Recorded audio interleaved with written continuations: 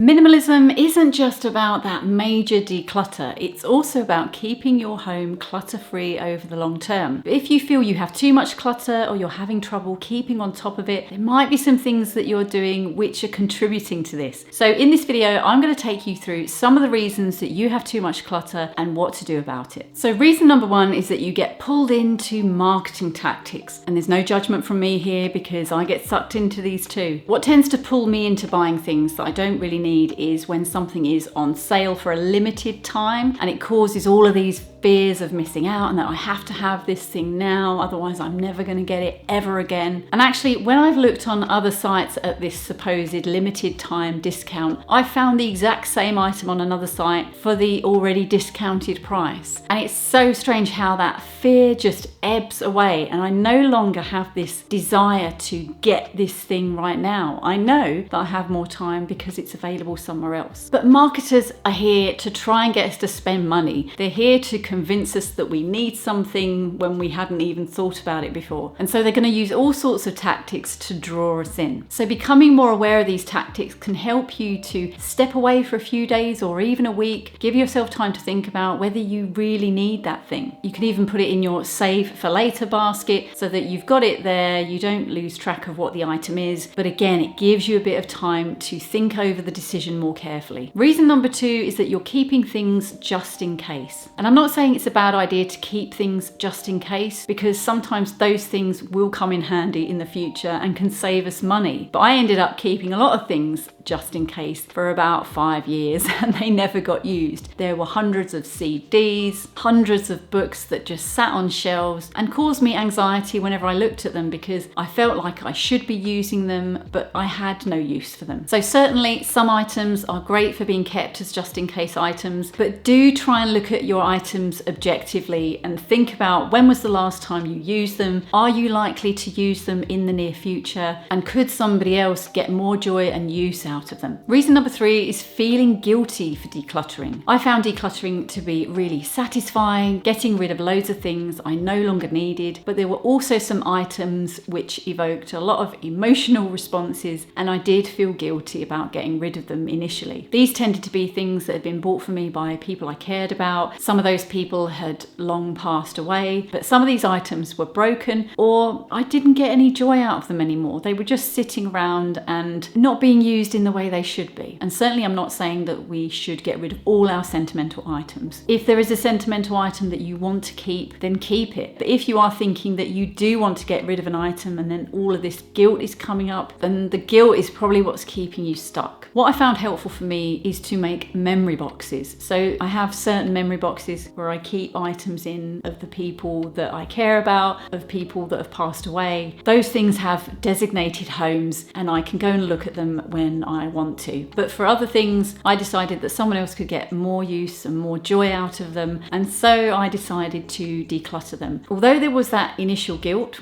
once I'd decluttered them, once I'd given them to charity, I felt a lot of relief about it. And if you didn't want to give it to charity, do you have a friend or a relative who you think might like the item? Perhaps you might feel better giving it to somebody that you already know. Reason number four is that you're buying for comfort. In my 20s, I spent a lot of money on things I didn't need, mainly clothes, as a way to help me feel better about myself, to help me feel more confident. And unsurprisingly, the good feelings that came with buying those clothes didn't last, so I would then need to go and buy more clothes to get that feeling back. And so the cycle continued. And this isn't to say that buying things to feel good is wrong, but if you are struggling with the amount of clutter in your home, then it is a good idea to reflect on why you're buying the items that you're buying. If your spending habits are a way to help you feel better, is there something else that you could do that would achieve the same thing? Would it be helpful to talk to somebody like a friend or a family member or even a therapist to address any underlying issues? Or are there any hobbies or interests that perhaps you've stopped doing or new things that you'd like to try out, which would be a good way of not only occupying your mind, but helping to build your confidence, help you feel better about yourself by doing something that you enjoy doing. And as I've been talking, is there anything that's come to mind about why you struggle with too much clutter in your home? Feel free to put it down in the comments so that we can all learn from one another. Reason number 5 is not being mindful with your purchases. A bit like I said earlier about marketing tactics, my weak points about not being mindful of my purchases are when things are on sale or there is a supposed time-limited offer. But a way to be more mindful is to stop and take a step back and ask yourself a few questions about the item you're thinking about buying. So one question might be, do I actually need this item, or is this advert making me think I need the item? What exactly do I need this item for? Will I use the item enough to warrant buying it, or could I borrow the same item from somebody else? Do I already have a similar item that meets the same need? And just giving yourself a bit of time to think through those questions, and maybe, like I said earlier, put it in your save for later basket, helps to reduce the risk of impulse buying so that we're much more careful about what we bring into our home. Reason number 6 is that you don't have a home for things. So if there are items you want to keep, decide on a designated space or a particular way of storing them. So for example, we've got a designated document folder that we put all our statements and utility bills in that we need to keep. There was a time where some of these statements got stored in a kitchen drawer, which made that drawer unusable for anything else. But now we've got this folder, we know where those things need to go, and we can easily find them if we need to. Reason number 7 is that you don't tidy up as you go along. I used to think that tidying up as I go along would create more extra work, but in fact it makes it so that the house almost seems to clean itself. For example, I wipe down surfaces and appliances after using them. I wash the dishes straight after having dinner so that they're not sitting around until the next morning. I put out the recycling so that it's not gathering in the kitchen. And these individual things don't take long to do. So if you get into the habit of doing them, it keeps your space a lot less cluttered. Reason number 8 is that you're buying things that you already have. For example, I had quite a lot of shower gel in my bathroom cabinet and I just kept on buying more because I wasn't bothering to check. So once I realized, I put a kind of embargo on me being able to buy any more shower gel until I'd used what was already there. So I highly recommend checking your cupboards whilst you're making your shopping list to reduce the risk of buying duplicate items. Now, of course, I think one exception to this is that if you do already have items at home and you see them on sale when you're out shopping, then I think that's a good idea to buy them because you're saving money and it is something you already buy anyway. If you were buying things on sale just because they were on sale and you didn't actually use them, then that is potentially a waste of money. But taking advantage of the sales on things that you do already buy is a great idea to save money. Reason number 9 is that you're aiming for perfection. You might think that you have to be totally clutter-free or it's not worth doing at all. And of course, all the aesthetically pleasing images that we see on Instagram of all these wonderful minimalist homes probably doesn't help us to feel better about our spaces. And certainly I can relate to the perfectionistic tendencies because I'm a bit of an all or nothing type person. However, after I read Atomic Habits by James Clear, which I'll link to down in the description, it totally changed my perspective of needing to be all or nothing. So James Clear talks about starting to take small steps consistently over a period of time, and that if you do that consistently, you will start to notice a difference. So how this translates into decluttering is that not needing to do a load of decluttering all at once, doing bits here and there, but getting into the regular habit of doing so that you can keep on top of the clutter rather than doing it once and leaving it a few months until you do it again. And if you'd like some 60-second habits to help achieve a clutter-free home, then check out the video that's on the screen. Thanks so much for watching and I'll see you again soon.